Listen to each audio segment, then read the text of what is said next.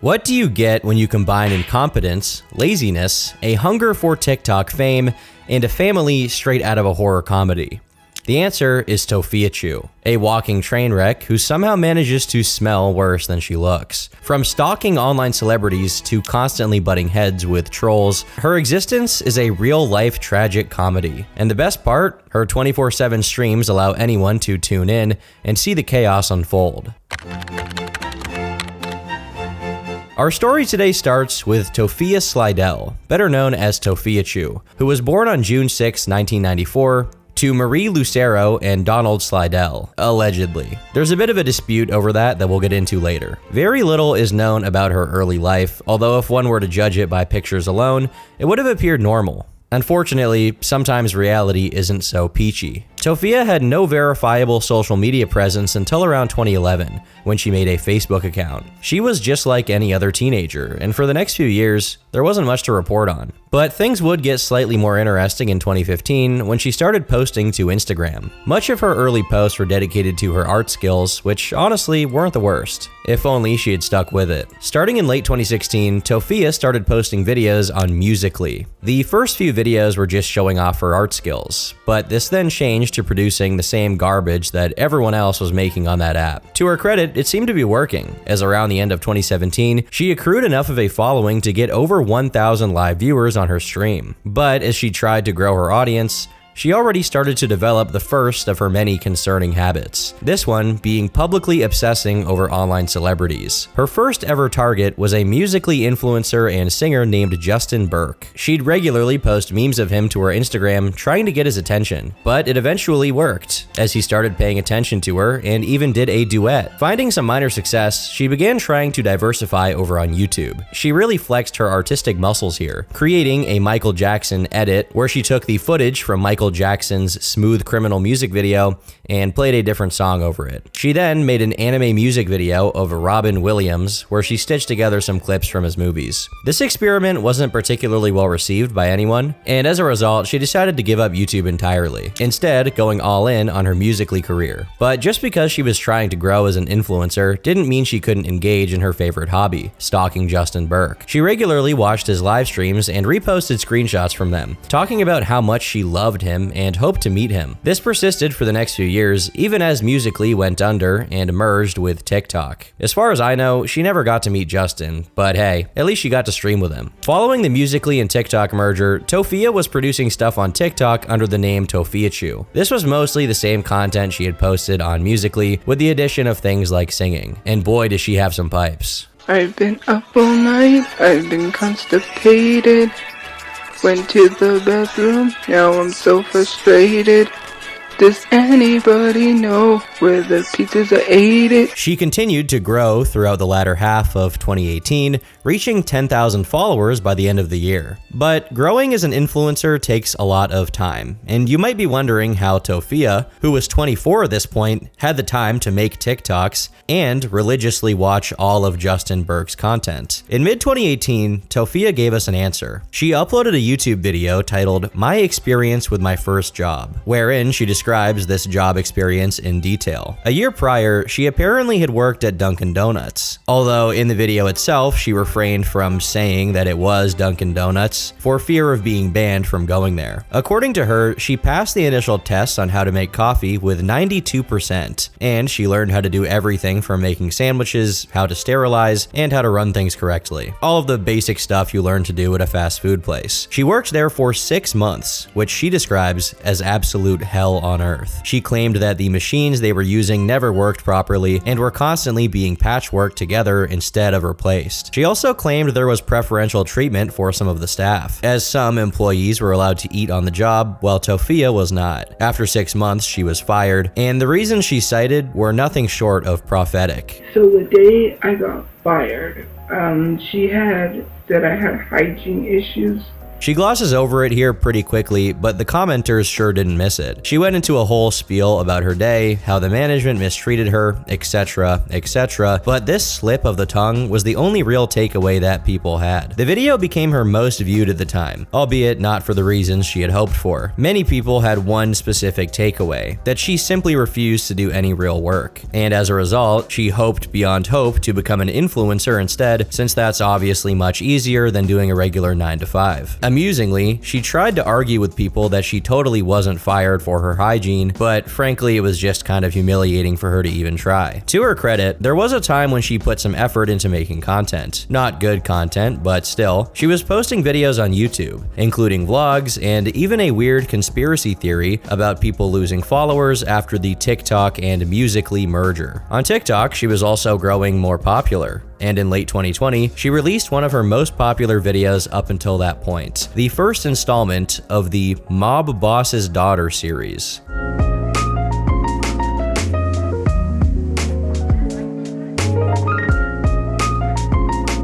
She continued to release videos, and as time went on, it only became more and more uninspired. Eventually, she figured out that she could make things much easier for herself with this one simple trick: live streaming. In modern day, Tophia has become infamous for her daily live streams. While she was continuing to produce TikToks, it was clear that streaming was her main source of income. Of course, the issue with streaming is that you have much less control over what people see, meaning you record everything that happens to you, no matter what. And as it turns out, there was a lot about Tophia that probably would have been better as a secret. One of the first things people noticed was the things she was saying. She's very unashamed of her use of different derogatory language towards black people, Mexicans, so obviously this was somewhat controversial, but that's not even close to the craziest part. Call me a like so.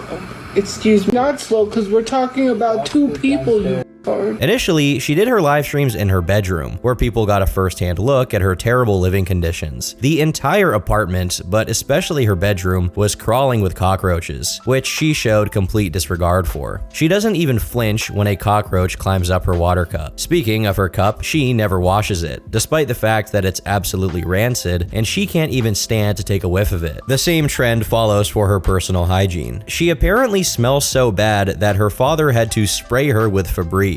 And ironically, despite being very messy, she doesn't quite have the stomach to keep up with this lifestyle, as she's been caught vomiting on stream multiple times. Although she likes to come across as a tough cookie, lobbing slurs like it's a 1950s period drama, she really has the mental fortitude of a wet noodle. She's become legendary for her crash outs, where she breaks down crying for some pretty ridiculous things. Case in point, she started bawling her eyes out because her DoorDash order was misplaced. And because she tends to overshare, she also let her viewers listen to her pee. I'll spare you from listening to that, but I'm sure you can imagine how it went. With all of these things combined, Tophiachu started to get a lot of negative attention, which supercharged her growth. Today, she stands at a very respectable 380,000 followers. While it may have been partly fueled by people who genuinely like her, 90% of the people tuning in now are either trolls who find her conduct funny, or people who genuinely despise her. But Tophia doesn't seem to totally comprehend this. In fact, she's somewhat of an expert at giving the trolls more ammunition. She wasn't quite aware of just how popular she was getting, and she continued to use her Instagram to get baited by thirst traps. In 2020, she had finally moved on from Justin Burke, but that gave way to a whole new obsession: Asian men. This started off being relatively harmless, just making a few posts on Instagram, but this obsession soon bled into her content creation. She began making duet videos with prominent Asian influencers all over TikTok. In particular, she developed a crush on an influencer named Wesley Boba. Wesley used to be a TikToker whose bread and butter was posting thirst traps. Tophia likes to comment on his videos, and because he had the tendency to reply to everyone, he happened to reply to her comments as well. Had he known how far she'd take things, I'm sure he would have chosen differently. This was all the prompting she needed to start doing regular duets. This ranged from the cringe roleplay stuff to literally giving the guy a video resume with reasons why he should date her. The ones she gives are her inability to cook, her fatness, which he could use as a pillow, and the fact that she's 5'3.5", which according to her makes her petite. Final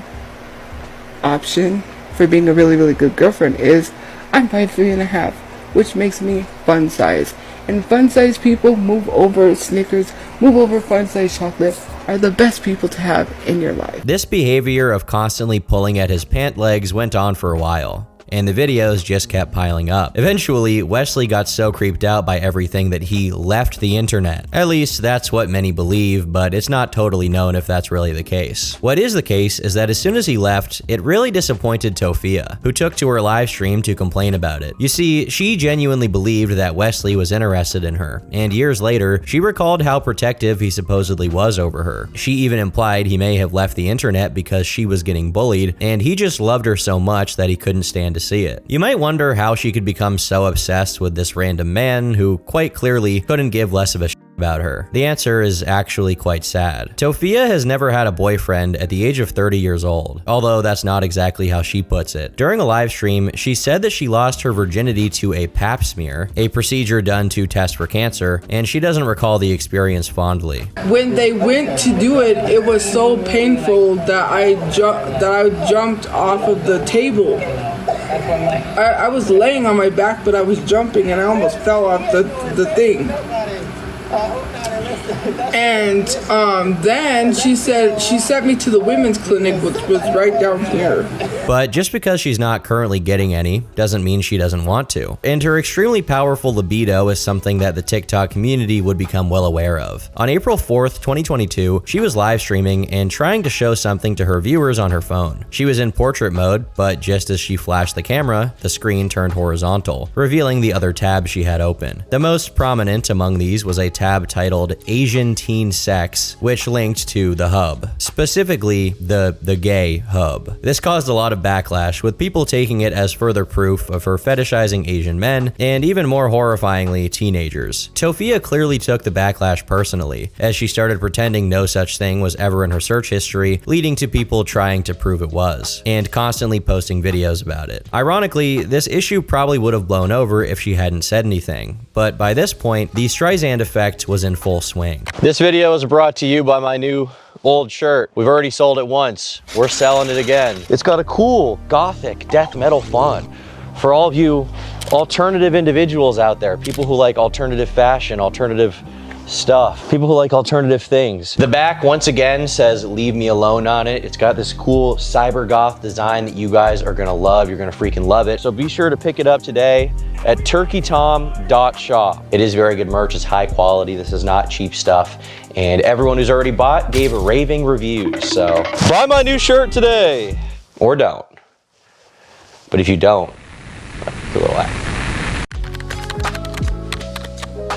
As all of these minor, relatively meaningless controversies piled up, Tophia's family also started to enter the limelight. Although not as famous as Tophia, they're eccentric figures in their own right, and none more so than the family patriarch, Donald Slidell, known online as Tophiachu. Besides Tophia, who makes money via live streams and has a creator fund, Donald was the only other person with a stable income in the whole household. He's the CEO of Slidell Financial Services, which, as far as I can tell, is a legitimate financial service company. Despite the lofty title, his primary source of income is SSI. I paid the rent, so you can say my brother paid the rent all you want, but I helped pay the rent.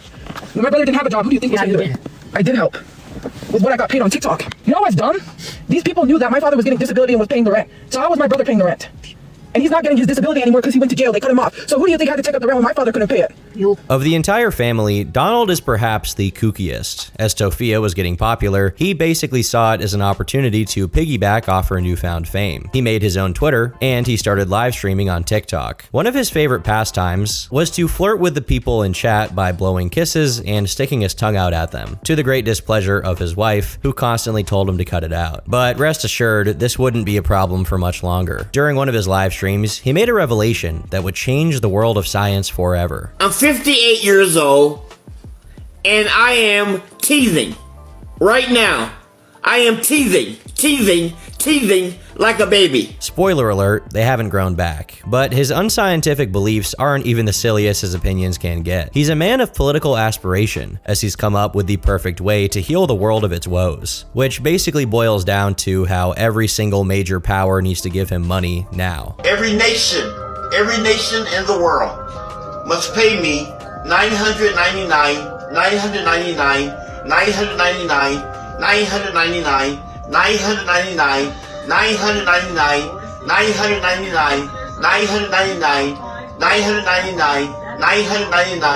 zillion every year.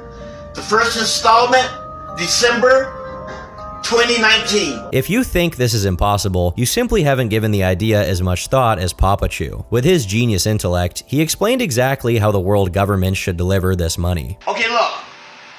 All debt is set at zero. Every country is printing $999 zillion and waiting for my instructions. We're going to utilize the stock market. We're going to utilize commodities. He continues listing off every other tradable community, and his solution is basically just give me everything ever and I'll figure it out. As funny as Tophiachu can be sometimes, not all of the stuff he says is wholesome PG fun. In one clip, he went over his opinion on the age of consent. Anyone 16 and older can visit, obtain, and smoke. Prostitution is to be legalized. I want the streets full of prostitutes. Comments like this led people to believe that there was something a bit darker hiding beneath these silly faces and schizo ramblings. As he started making himself known on social media, one of his favorite pastimes became pictures of his own junk, specifically sharing it with other people. When he wasn't doing that, he was spamming out dozens of thirst traps and telling people to sign up for his financial project, or telling people to give him money. He also regularly spoke about his hatred of white people and the government, but it got weirder. You might notice the green crosses in some of his backgrounds. Over time, Tophiachu put these up all over his house, with every visible wall outside of Tophia's bedroom having at least one. These obviously have religious significance, except it's kind of the opposite of what you're thinking. Among other things, he used his Twitter account to share his love of the occult. In this one video, he burned a piece of paper until it resembled the head of Satan, at which point he started recording. That's him, and Satan has taken over. Golgotha. It's in the Bible. Live by the sword, die by the sword. With videos like this, people started digging much deeper into the lore behind Tophiachu. They found that he had a substantial criminal history going back to 2001. Up to that point, he had been arrested 13 times, with charges ranging from physical assault to soliciting prostitutes, which he did while being already married to Mama Chu, by the way. On the 25th of November 2022, he was handed his 14th arrest, which was apparently caught on video, although you can't see very much. He was then let out sometime in December, which is when he started posting on Twitter. While all of this was happening, Tophia's other family members came into the spotlight, including her mother, Marie, or Mama Chu. Unlike her husband, she seems relatively normal, albeit rather senile. She mostly became known for randomly walking in on Tophia's streams, only to get screamed at by her own daughter. You guys have no business. Hang up the phone! Hang up the phone!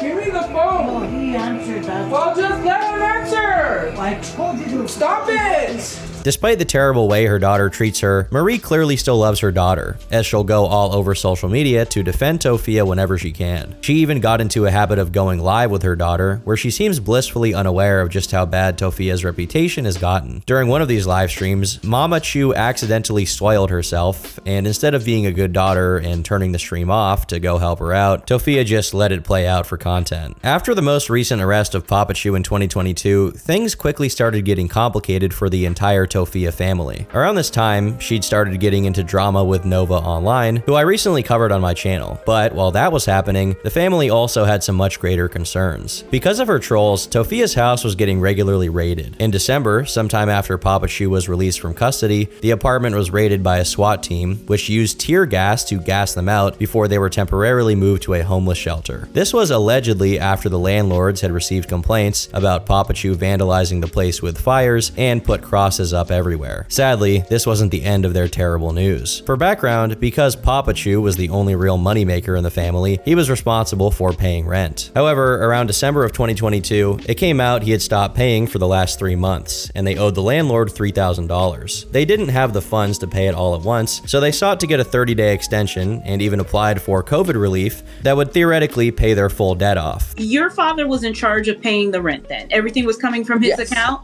Okay, and so you guys were under the suspicion. You're saying that the landlord waited 3 months to tell you guys that you guys were behind on your rent. Yes. But before it even got approved, Tophia had the bright idea to spend $400 going to Comic-Con with her brother. Since there was no chance that she could scrounge up the money legitimately, she thought it would be a good idea to make a GoFundMe to help the move, where she asked for $3,000. She ended up raising $485 out of that $3,000, and there was a lot of backlash. Because of that backlash, she was invited on an interview by a creator named Aunt Karen, which made her look even worse. Among a few other topics, they explicitly talked about the eviction situation and her asking for money, and Tophia justified her reckless spending on Comic-Con by saying that the landlord was refusing the money until they could put together the full $300, whereas they only had $1,000. The 1,000 before that, I was offering to make a payment, but they wouldn't allow it. They said, no, we have to have the full 3,000 up front. So, because they wouldn't take her money anyway, she just decided to waste it, figured she was all but guaranteed to get that government relief money. She did not. This whole interview was an exercise in futility. When the topic of her not safe for work search history was brought up, she repeated the claim that the evidence of her doing so had been photoshopped. This was debunked towards the end when one of the Reddit investigators came into the call to prove once and for all that it was real. Yeah, this is the corn side. There was also another live. I'm waiting for someone to send me that screenshot, but Tophia accidentally showed her activity. Like, you know, if you go down your home screen and you like swipe down. So on her social it shows all her recent activities, like her, like she was on Among Us for like 15 minutes and stuff like that.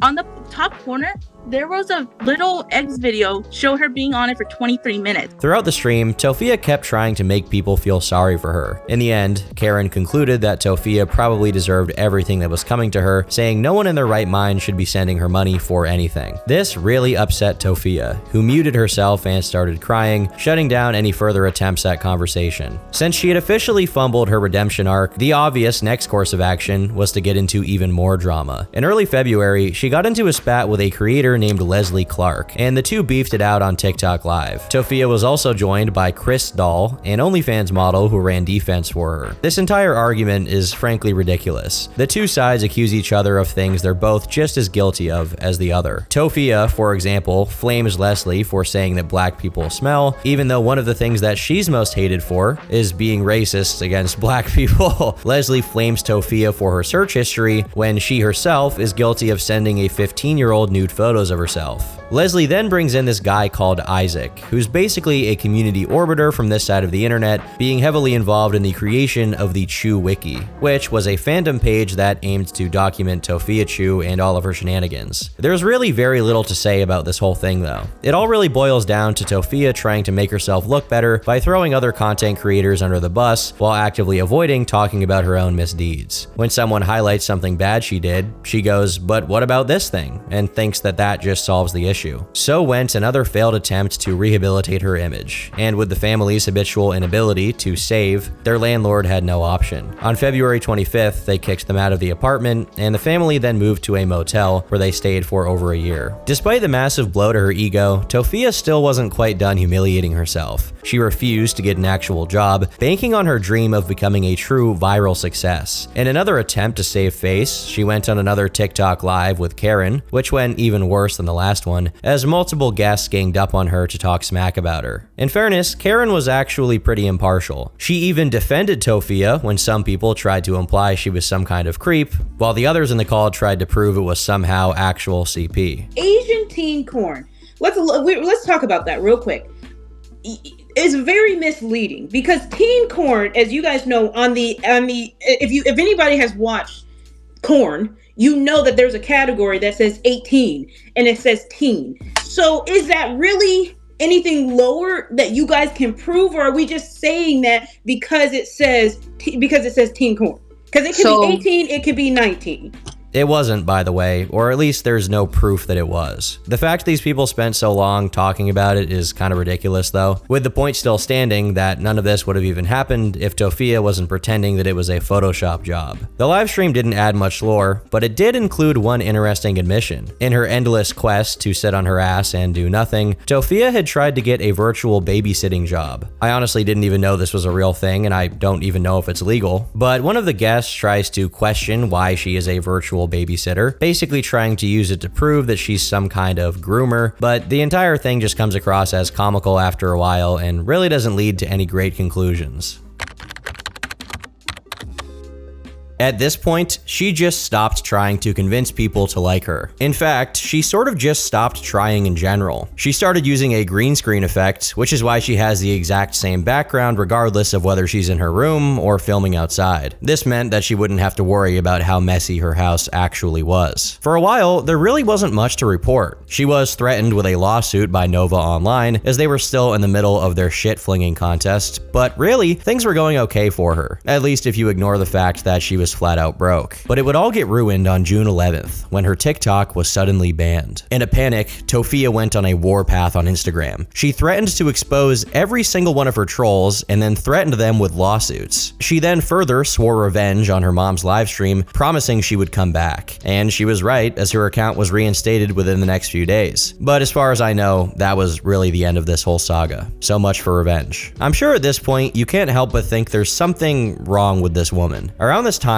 she told people on her live stream that she had a developmental disability, which made it hard for her to learn things. But it's not exactly known if or what she has. Things remained relatively quiet for a couple of months until she made a bit of an oopsie. Since she doesn't understand the concept of being a public figure, she started following an account on Instagram that posted gay hentai. She also followed a page that was nothing but pictures of Asian men and boys, and casually liked dozens of photos. I'm pretty sure all of these people are adults in fairness, but I'm not entirely sure. While some people on Reddit were outraged, this incident went under the radar as other developments took precedent. Because in August, the Chu Crew Discord trademarked the name Tophia. Panicked, she came to TikTok, saying that she would likely abandon her main channel unless there was enough of a backing behind her to sue the trolls and get her name back. It's not clear whether anyone actually donated, but the lawsuit was never mentioned again, and a month later, she bought a new iPhone 13. Keep in mind, at this point, she was stuck in a motel, and her family could not pay rent. And I guess in the end, she didn't need the lawyers that bad, as she's still active on her main channel to this day. The rest of the family, meanwhile, was up to their own shenanigans, with Tophiachu getting arrested on the 28th of April, then getting arrested again in September for aggravated assault with a deadly weapon, and then again in November for aggravated robbery. But interestingly, he wasn't the only one facing some legal trouble. Enter Brother Chu, real name Donald Jr. At first glance, you may think that he's the most normal out of the Slidell family, but he's nonetheless just as much of a lunatic as everyone else. Unlike his parents and sibling, he doesn't have much social media presence, and he's only really been known for occasionally appearing on Tophia's streams, often half naked. One of his more notable appearances was when he threatened to trace trolls' IP addresses and give them a violent end. So if you want to continue talking your shit, running your mouth, everybody, go ahead. Don't think I'm gonna find out where you live. Don't think I'm not gonna find out. Still, despite having some anger issues, clearly, he mostly kept himself out of trouble, but all of that was about to change. First, a little background. So, sometime in 2022, Brother Chu and his girlfriend, Angie, broke up, and it wasn't a very clean separation. The two parties became incredibly hostile, although most of that was kept under wraps. Then, in January 2023, Angie started live streaming on TikTok, where she exposed several personal DMs showing just how dysfunctional things had gotten. In one of the DMs, he all but admitted to being verbally abusive, though he didn't respond when she asked him about when he had supposedly shoved her to the ground. In another, they talked about how he'd apparently faked a suicide attempt, although he denied that. As Angie was streaming, Brother Chu was in the chat repeatedly trying to dox her current address, and even Mama Chu showed up to talk about what was happening. At some point after this, Angie came in while live streaming, as she tried to get back some of the stuff she'd left at the house, including her dog. This was likely sometime before the family had been evicted. Brother Chu responded by saying he had thrown all of her stuff in the trash already, but she didn't really get much out of it, not even being able to get her dog. In the same stream, she also alleged that he had a pocket knife that he was going to use on his neighbor. He has a knife right now, guys. He has a pocket knife he was going to use on his neighbor. For a while after this, there was radio silence on the whole thing. The two of them were filing restraining orders against each other, although they kept getting violated, mutually, I might add. You can't stop love. But then, sometime in November, Angie came to TikTok again, accusing Brother Chu of being abusive. She went full scorched earth against the entire Slidell family, accusing Tophia of, among other things, supposedly pleasing herself in front of her own mother and all kinds of other weird, degenerate shit. Now obviously Tophia took this quite personally, as did Mamachu. When the news about her brother initially dropped, she denied it wholesale. Well, kind of. They admitted that there was violence going on, but that it was mutual. He may have hit Angie like he said he did, but he said she hit him too. I don't want to have it. Don't discuss that. She hit him too, she said. Don't discuss anything that has to do with that. This launched into a massive back and forth that frankly is kind of difficult to follow. The Slidell family was accused of refusing to return Angie's car, and Tophia herself went as far as to dox Angie for all the trouble she had supposedly caused them. Now the car thing may or may not be true, as Brother Chu had the car since at least September, and Angie hadn't reported it stolen or anything like that. More notably, Brother Chu had no issue putting it up for sale, which would seem unwise if the vehicle was truly stolen. Then again, no one in this family has shown themselves to be particularly forward-thinking, so who knows. In retaliation, Angie started live streaming regularly to spread the message of how terrible this family really is. She threatened to sue the Slidells over the car situation, and she ragged on Tophia for her awful hygiene, recalling a story when Angie's dad came to pick up Tophia and Marie while they were all walking somewhere. As soon as Tophia left the car, her dad was hit by a foul smell. This supposed smell is a big part of the lore. For example, in another video, Angie gave a very vivid image of Tophia's body odor. Tophia smells like BO and piss. The slinging would go on, leading to Brother Chu leaking Angie's sex tape, which he saw as proof of cheating. While I couldn't find it myself, the claim was that she appeared to be getting assaulted, but Tophia didn't see it that way. When she saw it, she claimed that Angie was clearly enjoying herself, meaning that all this video was proof of cheating. During the same stream, she accused Angie of being a very different person from how she had presented herself, claiming that she had threatened to harm herself whenever Brother Chu tried to leave her, which supposedly led to Brother Chu getting a restraining order. It seems Angie was in the chat at the same time, saying things that were upsetting Tophia, who then told Angie she needs to get off the internet. This battle didn't end there, as Tophia followed it up by leaking some very private medical history, including the fact that Angie had supposedly had a miscarriage prior to meeting Brother Chu. At a point, the drama started to devolve into meaningless drivel. It dragged on for months on end, with the two parties being pretty horrible to each other. Eventually, Brother Chu broke the silence, where he explained the situation from his perspective. She's always wondering who I'm talking to, whether I have a girlfriend or not, and she's always trying to see what's on my phone. Still acting like controlling, like we're in a freaking relationship, trying to always wonder what the hell I'm doing and who the hell I'm talking to. He'd known her for around 7 years, and he claims she's always been kind of weird. According to him, she was dating a guy in his 40s despite being only 27 at the time, and he also claims that he was abusive towards her, but clarifies that the abuse was mutual, meaning they both were just acting horrific towards each other. Sometime after this, things devolved even further. For some reason, Angie decided to move to the same motel they were staying at, all but guaranteeing that there would be more drama. Lo and behold, they had another spat. While Angie was arguing with a roommate, Brother Chu pulled a gun on them. He then must have left, attempting to talk to Angie through the door. I'm trying to talk to you. Okay, you're over here yelling a gun, dude. I'm not doing it. So fine, don't talk to me. Don't fucking talk to me. I'm just going to the gun. Just because you're not getting your pay. You don't want to fucking talk. You escape every single one of your fucking problems. This is not my problem, my situation I should have been in. Okay, you don't have to come at me like that.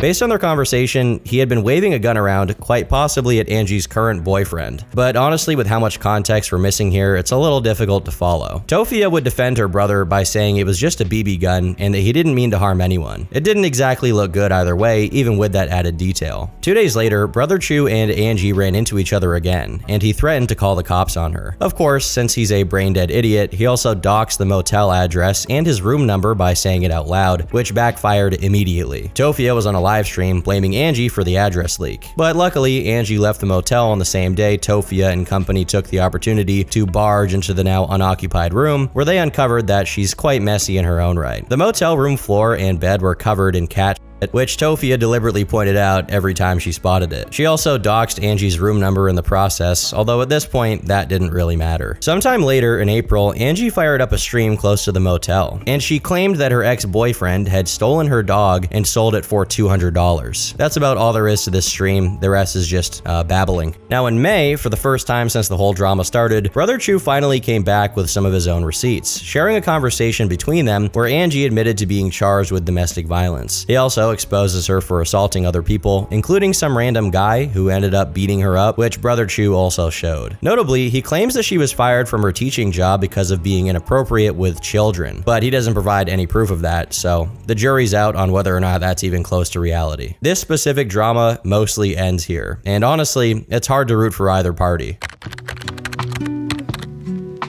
If you peruse through Tophia's early Facebook days, she comes across as a bit of an animal lover, posting pictures of her dogs that had passed away. They eventually got a pet chihuahua named Hershey, and when Tophia's streaming career kicked off, it was very clear to everyone in the audience that they couldn't take care of her. From the get-go, TikTok was swamped with Tophia and pretty much the whole family mistreating Hershey, who, being untrained and in constant distress, was openly very aggressive towards the family members, but to Tophia especially. She constantly barked and growled in her presence, to which Tophia never really had much to say. Back when they still rented an apartment, she couldn't even be bothered to take her dog outside to piss, instead just laying out a bunch of pee pads, which were just layered over each other in the apartment. When fans called her out on it, she never really responded. Not that she really cared if the dog peed on the carpet, as the worst she'd do is get annoyed and not even clean it up. But worst of all, she was also physically abusive towards the animal. Of course, this is Tophia, and any attempts from her fans to make her fix her behavior fell on deaf ears. After the family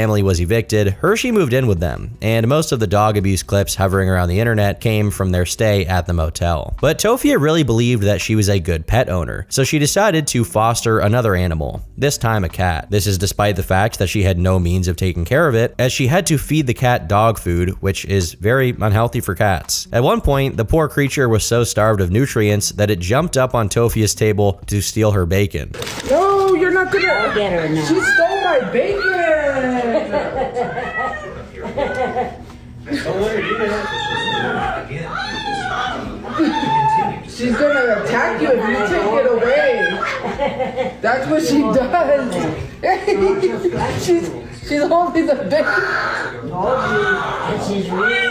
When the cat wasn't busy starving to death, it was constantly agitated, attacking Tophia whenever she tried to get close. In her infinite wisdom, Tophia blamed the aggression on the fact that the cat had recently been neutered. Keep in mind, Tophia had zero issues throwing the cat around without a care in the world. People began reporting her to Albuquerque Animal Welfare for her very obvious animal abuse, asking how the agency could permit Tophia to foster an animal in the first place. The Animal Welfare social media account had something very interesting to say. Apparently, Tophia had never actually been entered into the foster program, meaning her claim of fostering the cat was false. It's not clear whether Tophia found out about this or not, but just a few days later, she reported that the cat had been rehomed. And that left Hershey, who somehow held out in that house of horrors until now. Sometime in February of 2024, Tophia came online with some devastating news. Hershey was missing. She claimed a couple was walking by their motel room with a big black dog. The motel room door was cracked open. Suddenly, the couple lost control of the animal, which sprinted towards the door and busted through. Hershey then apparently tore herself free from her leash and ran away. In tears, Tophia announced that she was gone. But there are some issues with this story. For one, she left the door cracked open despite claiming in the same video that wolves were in the area. This is a shady motel establishment, where leaving your door unlocked is an open invitation to get robbed or trafficked. She also chose not to put up flyers indicating that the dog was missing and asking for anyone who had seen the dog to let her know, and did nothing to try and find Hershey for one entire week. The stream where she broke the news happened over a week after Hershey went missing, and up until then, the only people looking for the dog were animal control. Worst of all, perhaps, is that she supposedly didn't even chase after Hershey until she had put on more clothes. I didn't have anything on because I had, well, I did, but I mean my pajama shirt, whatever I had. And so I had to hurry up rushing get dressed to go chase after my dog that ran. The whole story left a sour taste in people's mouths. The Tophiachu TikTok subreddit distrusted her version of the story, scorning her for complete disinterest in finding the dog. Even after revealing the sad news, she did nothing to try and find Hershey at all. In fact, she completely stopped talking about the topic across all of her social media. When another person made a post asking for people to help find Hershey, Tophia sent people to report their account, claiming she was pretending to be the owner. In the same breath, she made posts like this about about how losing a pet can be as painful as losing another loved one. But somehow it gets worse. Sometime after Hershey went missing, Tophia's family somehow got a new dog, a pit bull puppy, which she admitted to in some person's DMs on the 26th of February. That was 2 days before she actually announced Hershey was missing. Mind you, she didn't actually say that they were adopting it, merely said they were taking care of it until the owner would take the dog back or something. But here's where things get really weird. About 2 weeks after she originally broke the story, she posted about it on Facebook, but the details were inconsistent. This time, she said that her mother was outside with Hershey to use the restroom. There was no mention of the door being cracked open prior, and she said she had to open it to let Hershey in. While some of these inconsistencies could maybe be chalked up to a bad memory, it also created other issues. With the extra detail, the story just made less sense in general. Tophia was the one at the door, and she had enough time to let both Hershey and her mother in. Considering that Hershey is a dog, she would have entered the doorway faster than Tophiachu. So if the black dog was chasing Hershey, they should have no trouble outrunning Marie, who's elderly and in poor physical health. The black dog also supposedly threw Marie down, even though Tophia was the first person the pit bull would have to run through if Marie was already inside. And so with all of these inconsistencies, people on Reddit questioned if the story was even slightly real. People had been searching for Hershey for weeks, but as false positives started piling up, the prevailing belief was that Tophia had likely done something to the dog, and that she wasn't willing to admit to whatever it was. Whether that's true or not, we may never know. She doesn't talk about Hershey very much anymore. Sadly, it's likely that she's been dead for a while, especially if her claims of wolves being in the area are true. As for the pit bull, they definitely had the dog in May, but I haven't seen any proof that they still have it. In the end, she had other concerns, like hentai. Around August, she was caught liking hentai again, except it got a little bit weirder than last time. While most of it was gay stuff, as you'd expect, she also enjoyed some weirder stuff, including a graphic story about a 17-year-old student getting it on with a lawyer. On that note, however, she also got involved in something much worse. The details of this story are quite vague. From what I could figure out, Tophia said that she was in possession of some potential CSAM material, which she said was also evidence of some other random guy, whom she did not name, being irresponsible with kids. I was there when she said to look up CP. I know she's not talking about... Like, I know I have CP, but... This backfired on her massively, and she came on stream the next day and explained that the PDF file was actually from a Discord server, which she had already reported to the police. She speaks about it on multiple occasions, but I genuinely have no clue what the hell she's saying. In response to an Instagram rant, some Redditors were able to figure out that she may have been trying to say that she has a screenshot of someone else saying that they possess CSAM material. Honestly though, it's incredibly hard to say, and the way she felt the need to say that she's totally not a PDF file herself made a lot of people suspect that something was going on. So I don't know why you're talking about me being a predator. I didn't say I was hesitant.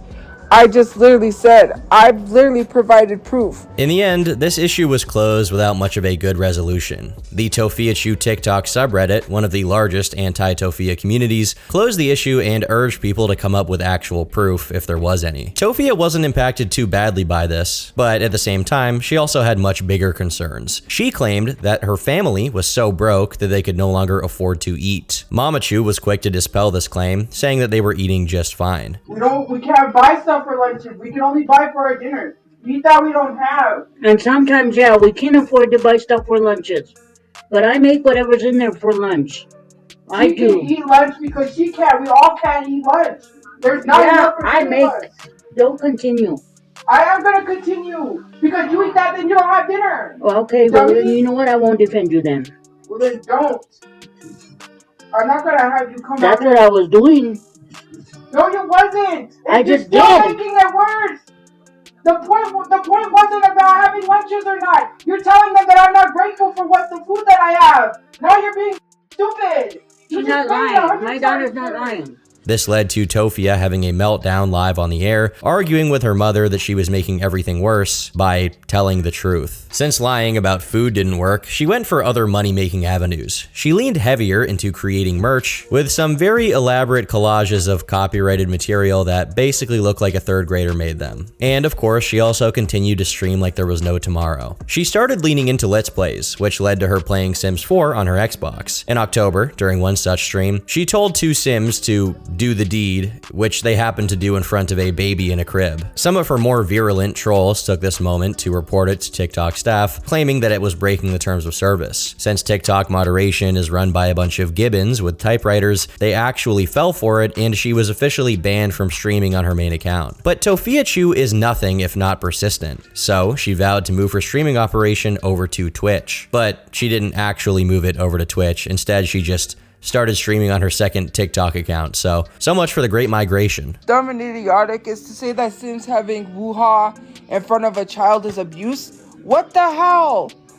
It's literally saying I abused a child. How did I abuse a child when I'm gaming? But the TikTok ban was just the start of the craziness. Do you remember how I mentioned that Tophia's actual biological relation to Tophiachu was in question? Well, while she was live streaming, her mother would occasionally talk about the past. One time, she reportedly mentioned the date she had met Donald, which, according to her, was in 1994. But there was a problem. Tophia was born in July 1994, meaning that she probably had to be conceived in 1993. And her dad is, in fact, probably not her dad. Marie must have realized the mistake she made, taking to Twitter, where she explained that she had met Tophiachu in 1994 and Tophia was born in 1995. But this is easy to prove false, so I have no idea what she was even trying to achieve with that. Speaking of her father, he had returned to social media after a long hiatus, going by the name Martrania Satorium on TikTok, YouTube, Twitter, and LinkedIn. He hasn't posted very much on YouTube, but on TikTok, he quickly got to work. I think these may be thirst traps, but you never really know with this family. Twitter is where he really went crazy, making over 900 posts between September 28th and October 19th. It was pretty much exactly what you'd expect from him. Schizo posting, pictures of himself naked, weird financial stuff, politics, and just for variety, pictures of scantily clad women. It's like he was using his Twitter as his personal archive of every picture he wanted to save, rather than what it actually is, which is a public platform. He also started popping up in the chat of Tophia's lives. At first, she claimed it wasn't actually her father, only to walk that back and say that she had never claimed such a thing, and it was, in fact, her father. This had some unintended consequences. One of the slew of pictures Tophiachu posted was a meme of Tophia with Hershey, with a caption saying, "We just finished watching Asian teen videos together." This became one of his most reposted tweets. With this activity, a lot of people started to message him in the DMs. One, claiming to be a Russian girl named Melania, had a very amusing exchange with him, where he went on a rant about how beautiful she was and how he would do everything in his power to make her his wife and business partner. He also said that he had been abandoned by his family and was all on his lonesome. For context, Tophiachu hadn't been living with them for many months at this point, even though his SSI checks helped pay for the motel room. This really angered Tophia, who went on an Instagram live to complain about it. She denied the accusations that she had abandoned her father, saying that they were trying their best to get him help through veteran affairs. We didn't abandon my father. We're trying to get him help with the VA, and they're not helping us. I am tired of people messaging me, asking me why did I abandon my father? Why is he in a message saying that he's looking for a wife? He's not in his right mind, and you guys keep pushing him to say stuff. And I'm tired of people reaching out to a mentally ill man for views and for money. My family is not views and money. This is a real life situation that I have to go through. She spent most of her life ragging on people for quote-unquote taking advantage of her dad by making him say things. She even claimed that no one should be able to message him at all because he had his messages turned off. Her proof was that neither she nor her mother could message him. But I think a much easier explanation would be that her own father blocked her and his wife on Twitter so that he could message random people on the internet. Things got very complicated in the next few days. Tophia's mom started messaging people claiming that her husband had gone missing. At this time, he was still posting on Twitter, but they weren't able to contact him, and he wasn't at the homeless shelter he'd been staying at. While the family was trying to find him, Tophia was busy doing what she always does, constantly streaming. And if she wasn't streaming herself, she was invading her trolls' live streams to spread toxicity in chat, really saying nothing of substance in the process. When a girl roasted her, she made a video firing back where she bragged about how she was getting all of these brand deals that she got all on her own, while claiming that the brand deals of the person who had roasted her were gotten through OnlyFans. She didn't get those brand deals,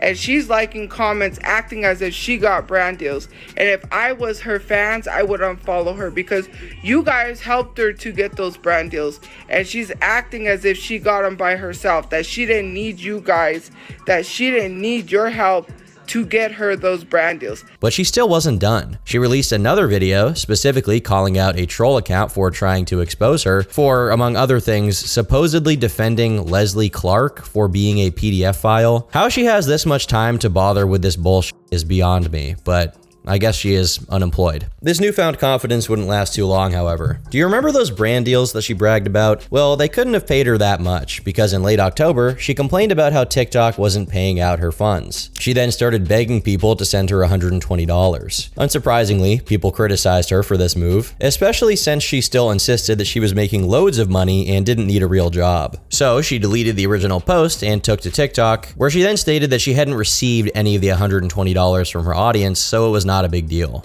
I asked for 120, but I said we got it because nobody sent anything to me.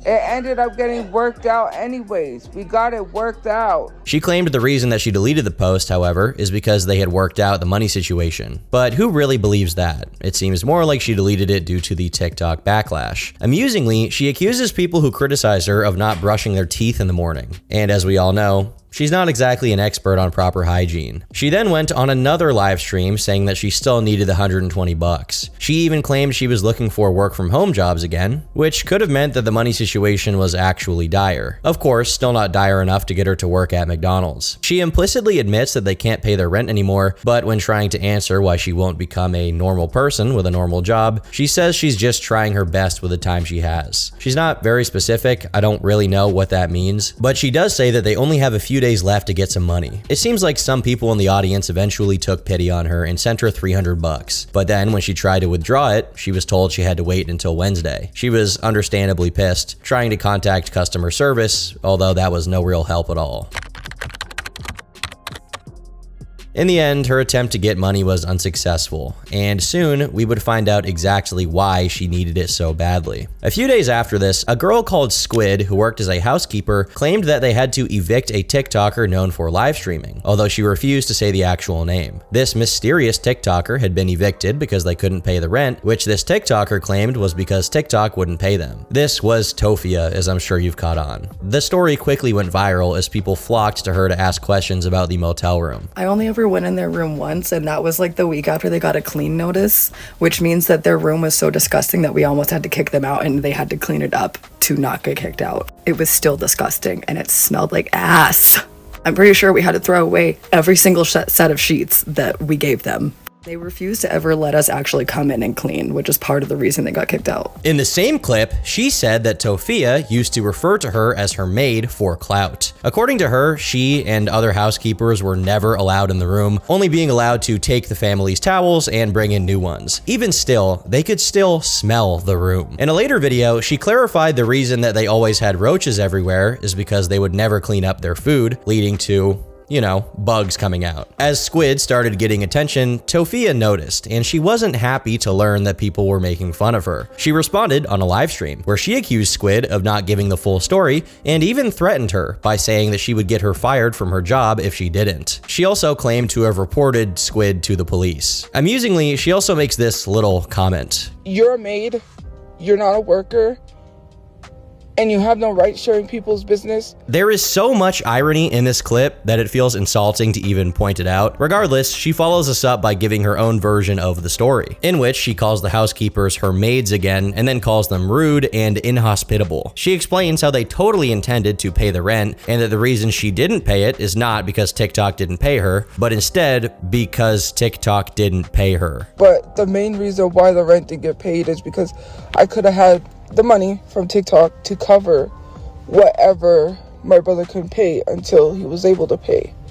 That was the main issue. She does note that it's her brother who usually pays the rent and that he couldn't cover it this time around, but then again, that doesn't take anything away from Squid's story. Tophia complains about how they were supposedly given until 6 p.m. for her brother to withdraw the money, but claimed that one of the rude housekeepers tried to force them out earlier than that. This whole story is just her rambling and trying to shift blame in whatever way she can. The worst thing that she exposed Squid for is that she was rude and hates her job, which frankly, if you are Tophiachu's housekeeper, and those are the worst worst personality traits you have, you're not that bad. Still, Squid kept posting on TikTok, responding to Tophia's threats by not taking them the least bit seriously. She reminded Tophia that she was indeed kicked out of her room because firstly, it smelled absolutely horrible, and secondly, they refused to pay rent. So trying to divert attention from that was ultimately a waste of time. Admittedly though, she was milking the situation pretty hard. Due to popular demand, she finally released photos of the hotel room. Just look at this lovely bathtub. I mean, this is just excellent. Later, she even called the police to do a welfare check on the family when she saw them sitting on the sidewalk and squatting in their cars, which Tophia took especially personally. So personal, in fact, that she released a 13-part rant on her Instagram. After complaining for a while about how they needed to buy a house because rent was becoming too expensive, she started talking about how they always kept the room very clean due to inspections from a different housekeeper. And she did random inspections and she told us that our room was clean. We always kept our room clean. She talks about how many of the appliances were busted and needed fixing, and also said that the whole room was dirty and smelled terrible when they got there. Mind you, that door that was damaged, the stove that was dirty was not from us. She's trying to make it seem like the lights were damaged because we damaged it. She tried to act like the door was damaged because we damaged it, and she tried to say that the stove was damaged because of us. It was damaged from whoever stayed there previously. And I know this because when we got into our room, it smelled horrible. We couldn't ask for another room because that was the last room left. That was the last room left. So we didn't get a choice to pick. We didn't damage the lights. That was already damaged. The stove was damaged. The refrigerator was damaged. Luckily, we got our refrigerator working again because they didn't get it working for 2 months. She also went on to claim that the reason they hadn't cleaned out the trash was because they were too busy packing that day to do anything like that. I don't know if you put that trash behind there from wherever you found the trash because you guys rushed us to sleep, so we didn't have time to clean the room. However, she conveniently ignores the fact that they lived in that room for many months and that if it truly had been so dirty, they could have just cleaned it. She spends a lot of time complaining about Squid, very upset that she had reported them to Child Protective Services. But Squid wasn't done. She took advantage and decided to milk this cow a little bit more. Tophia was so fed up with being bullied that she ended up exposing the actual motel that Squid worked at. And you did dox me. And now the gloves are off, okay? I was not doxing you. And then you had to go and name the place that I worked twice, okay? But Squid didn't seem to care that much. To round things off, she released one more video where she talked some more about the irreparable damage done to the motel. According to her, they had to throw away 2 mattresses because they were soaked in piss. We had to throw away both of the mattresses in your room because they were soaked with piss. This drama really said a lot about Tophia's childishness, but it didn't really matter what she did. Arguably, being a petty idiot just led to more people tuning in, which she really needed at that moment because her entire family had just become homeless, except for her father, who had been arrested again on the 31st of October. And this begins the start of Tophia's arc as a nomad. She continued to live stream, and because she kept using the green screen effect, it still looked like she was in her old room. Well, it didn't really look like it, but, you know, she thought it did. Since they were all homeless, they ended up visiting a homeless shelter during a Thanksgiving event. When people started asking about it, she at first denied that they were in a homeless shelter at all, but then they confirmed that they were at the Joy Junction Convention Center, which is kind of a roundabout way of saying that they were actually at a homeless shelter. But because she continually tried to hide it and tiptoe around the topic, people were desperate to figure out the truth. But in another strange twist, Tophia seemed to maybe not even realize that she was in a homeless shelter. She referred to it as a convention center,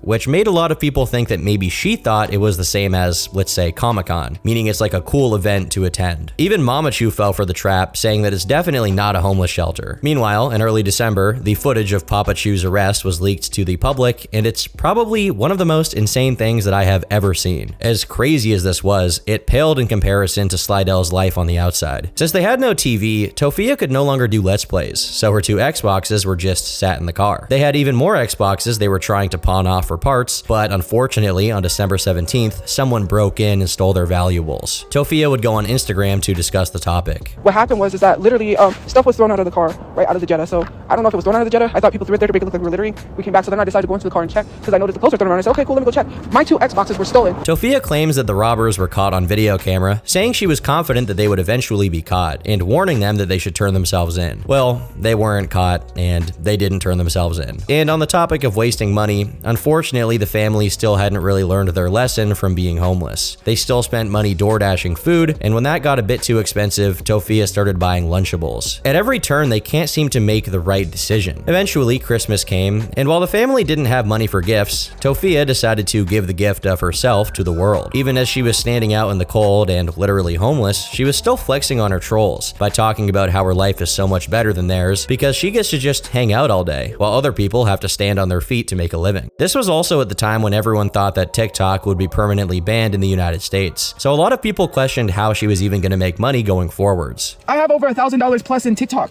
Duh, TikTok still has to pay us that. Even if TikTok is getting banned, they have no choice but to pay me that money. I think it's probably worth mentioning that the average salary in Albuquerque is $30 an hour, which comes up to about $4,800 a month before tax. And she is boasting about $1,000 that probably took her over a month to gather up. But despite the boasts, Tophia knew she couldn't actually just sit on her ass and make money. So she finally stood up and started letting people pay her to do jumping jacks. At this point, a lot was happening in just a matter of days. In early January, Brother Chu was arrested for a traffic violation. Just a few days later, he was exposed by cursed decals on YouTube who showed Brother Chu's Snapchat messages flirting with a 15-year-old girl while he was pretending to be 16. This was later confirmed by matching the phone to the one Brother Chu owns. Remember, this is the same guy who accused his ex of being some kind of chomo. It defies understanding how messed up both Tophia and her brother are, but then again, maybe we shouldn't be that surprised given their parents. In a live stream, Tophia gave us a little bit of an insight to their childhoods that may help piece together the puzzle. Apparently, Papa Chu was intent on turning his two bundles of joy into millionaires. He tried to get Tophia to be a stock trader while he flip-flopped between making Brother Chu do the same and also encouraging him to lean into IT. He dissuaded Tophia from wanting to open a restaurant because it's an oversaturated market. When the IT career didn't work out, Brother Chu had to become a stock trader, and Tophia could do whatever she wanted, but when her brother figured out how to fix the brakes on a car, he had to become a mechanic, and Tophia had to get on stocks again. This was all happening around the time when he wasn't taking his bipolar medication, instead replacing it with testosterone pills, which, I mean, maybe he'll get really jacked. It's possible. Honestly, it's pretty hard to feel sorry for them despite that. Similarly, it's kind of hard to hate their goofball of a father who returned to social media shortly after this, showing off his delectable feast. Let's be honest, he probably ate the panties too. But the rest of the family weren't about to let Papa Chu one-up them. In January, Tophia invited Mama Chu to Comic-Con. She somehow scrounged up the money to pay $151 for the tickets and was planning to spend more money to get signatures from people there. When viewers pointed out the fact that she was spending her money pretty irresponsibly, she felt the need to defend herself. And I'll tell you why Comic-Con is better than living in a home. Because I don't have to have in the back of my mind that I'm going to be evicted because I don't own my house. You know, because the thought hits my head, like, people are out here to constantly harass me.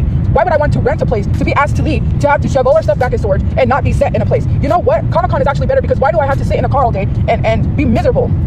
Why do I have to not get out, walk around because I can't be sitting in the car? That's not healthy, right? As it turns out, inviting her mom was probably a pretty bad idea, since Mama Chu couldn't hold her bladder, which Tophia had no issue exposing to the entire world. Perhaps the funniest part of this is that TikTok was on the verge of being banned, meaning she would be cut off from her only source of income within days. She had made an account on RedNote. There, she just got roasted even harder, this time by Chinese people as well. When the day of the ban finally came, she didn't take it too well, posting a very ominous message on her Instagram. "We know who's to really blame for this." She then posted a rant where she complained that TikTok wouldn't be paying her the $180 that they still apparently owed her. Whatever the case, the money couldn't have been that important, as she ended up getting Brother Chu into the Comic-Con venue, even though she originally hadn't bought a ticket for him. But while they were there, it seems like he did have some fun sporting this epic hat, and by the end of the con, they had somehow managed to pay $320. As of today, the family is still homeless. TikTok did come back, so Tophia continues to do daily live streams begging for donations, and the most recent update was that she admitted that she doesn't wash her lady parts because it's apparently self-cleaning and washing it could cause an infection. On one hand, Tophia is a victim of her circumstances. A child brought up in terrible conditions with an irresponsible mother and a basically schizophrenic father who was never pressured to learn hard work, fiscal responsibility, or even just basic hygiene. On the other hand, she is a 30-year-old woman who always manages to make the worst possible choice and then spits venom at anyone who challenges her. Is there room for pity? Sure, but it's hard to feel bad when her response is nothing but bile, and she continues to worsen her life by posting on TikTok instead of just first, getting a job. I've been Turkey Tom, thanks for watching, and until next time, leave me alone.